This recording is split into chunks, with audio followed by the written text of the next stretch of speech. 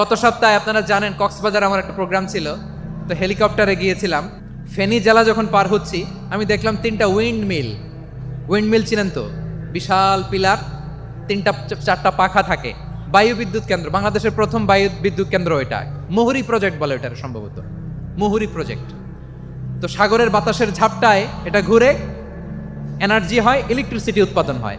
তো আমি পাইলটকে বললাম, ভাই এগুলো থেকে কেমন ইলেকট্রিসিটি উৎপাদন হয়? কয় হুজুর একটু হয় না, কিছুই হয় না। কিছুই হয় না মানে?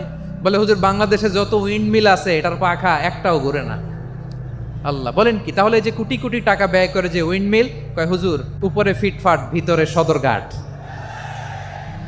তার মানে কোটি কোটি টাকা দিয়ে এই উইন্ড মিল বানায়, এখানে কিছু নাই। দুর্নীতির আড্ডাখানা, আখড়াখানা বাংলাদেশ, ঠিক কিনা বলেন? আয়রে, জাপানিজরাও মানুষ, আমরাও মানুষ।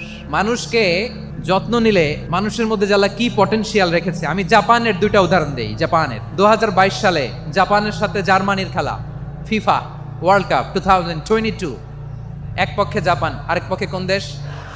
ওই খেলায় জিতেছিল জাপান, জিতেছিল 22 সালের এই ফিফা ওয়ার্ল্ড কাপে জাপান ফুটবল খেলায় জিতে। As a part of their celebration তারা খেলার পরে পুরো স্টেডিয়ামটারে ক্লিন করে, the fan base of Japan, lakh lakh মানুষ খেলা দেখতে যায়, তো এত ডাস্টবিনও তো নাই। তো যারা ডাস্টবিনে জায়গা পায় নাই, তারা এই যে চকলেটের প্যাকেট, পানির বোতল, চিপসের প্যাকেট তারা এদিকে সেদিকে রেখে দিয়েছে।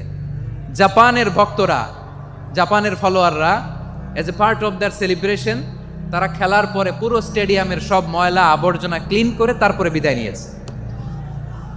তাদেরকে কি ক্লিন করার দায়িত্ব দেওয়া হয়েছিল? এই যশোর, জাপানের যে ছেলেরা খেলা দেখতে গেছিল ওদেরকে ক্লিন করার দায়িত্ব দিছিল? তারা কি স্টেডিয়ামের পরিচ্ছন্নতা কর্মী? তাদের আকল, তাদের